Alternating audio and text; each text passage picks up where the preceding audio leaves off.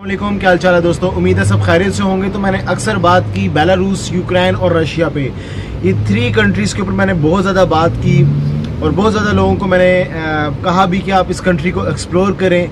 तो जिन भाइयों ने बेलारूस, रशिया, यूक्रेन वगैरह को एक्सप्लोर किया था तो उनके लिए तो अच्छे ही साइन है, क्योंकि अब जैसा कि पूरा शेंजन ओपन होता जा रहा है, बहुत सारे कंट्रीज़ रिज्यूम हो गए हुए हैं और इस मंथ के मिड या लास्ट तक होपफुली के तमाम शेंजन जोन ओपन हो जाएगा।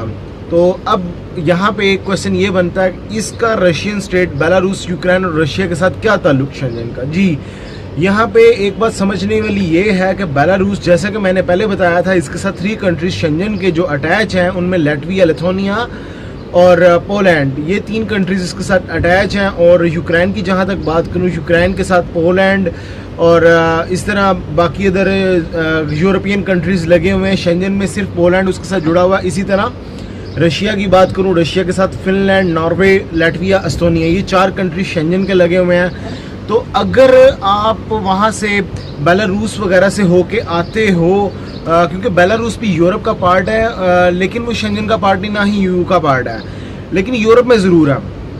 तो आप जैसे ही लैटविया ओपन होता है, अभी ओपन नहीं हुआ, जैसे ही ओपन होता है इस मंथ के मिड तक होपफुली ओपन कर देगा, और लैटविया लेता है इंटरव्यू में जब आप बैठोगे, इंटरव्यू में आप उसको बता सकते हो गो देयर।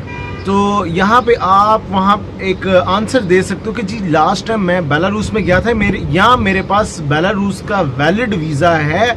आप ऐसे भी कर सकते हो, बेलारूस का वीज़ा आप डेटेड वीज़ा होता है, आप डेट्स आगे की डाल के ले सकते हो वीज़ा 2-3 महीने बाद की।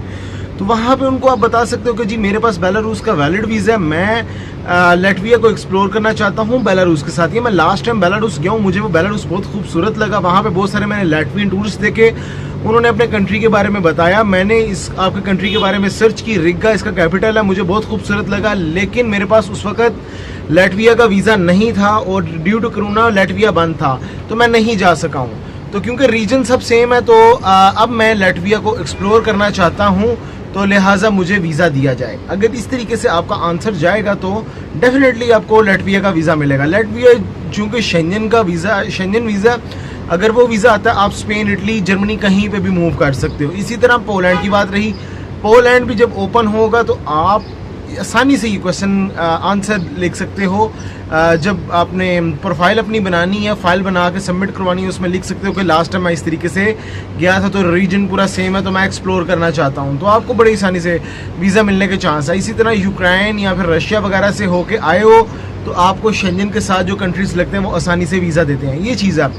अब जहाँ तक बात रही कि अब क्या करना चाहिए, अभी जिन लोगों ने एक्सप्लोर नहीं किया या वीज़ा नहीं लिया, उनके लिए क्या, तो अभी भी उनके पास एक चांस ये है कि वो बेलारूस का वीज़ा लगवा लें। वैलिड वीज़ा होगा, डेट्स आप 1-2 महीने बाद की डाल दो और उसके बाद ऊपर ही शेंजन वीज़ा डाल लो, जो मैंने आपको बताया। तरतीब मैं आपको बता दूंगा, उस तरतीब से आप चलोगे, आपको डेफिनेटली वीज़ा मिलेगा। मेरे बहुत सारे भाई दोस्त बेलारूस में गए हैं, आके वो अब वीज़ा अप्लाई करेंगे शेंजन का, तो उनको डेफिनेटली वीज़ा मिलेगा। क्योंकि ज़्यादातर रुझान नहीं होता इस कंट्रीज़ की तरफ, तो आपको इस कंट्री में जाना चाहिए, एक्सप्लोर करना चाहिए, डिफरेंट तरह की ट्रैवल हिस्ट्री बनानी चाहिए, ताकि नेक्स्ट टाइम आपको आसानी से कुछ कंट्रीज़ वीज़ा दें। तो दोस्तों नेक्स्ट वीडियो में मिलेंगे नए टॉपिक पे। ख्याल रखिए अपना, टेक केयर, अल्लाह हाफ़िज़।